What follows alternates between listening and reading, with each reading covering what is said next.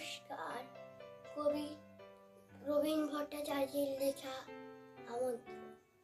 স্বাধীনতা তুমি কোনখানে থাকো, কত দূরে বলো বাড়ি, হাঁটা পথে আসো নাকি নৌকায়, নাকি চলো রেলগাড়ি। প্রতি বছর মাসে 15 তারিখে ঠিক তুমি আসবেই আমাদের দেশে, হাসি মুখে পিট পিট পতাকা উঠবে, গান হবে আর নাচ হবে স্কুলে। তুমি আসলে স্বাধীনতা গায়ে পড়ে যাবে ফুলে। মা রাঁধবেন শুক্তো পায়েস, বাবার আপিসে ছুটি, তুমি আসলে ঘরের চালেতে রোদ্দুর লুটোপুটি। স্বাধীনতা তুমি যেখানেই থাকো, যত দূরে থাকো ভাই, প্রতি বছর নিবন্ধন ইতিহাসে আসা চাই।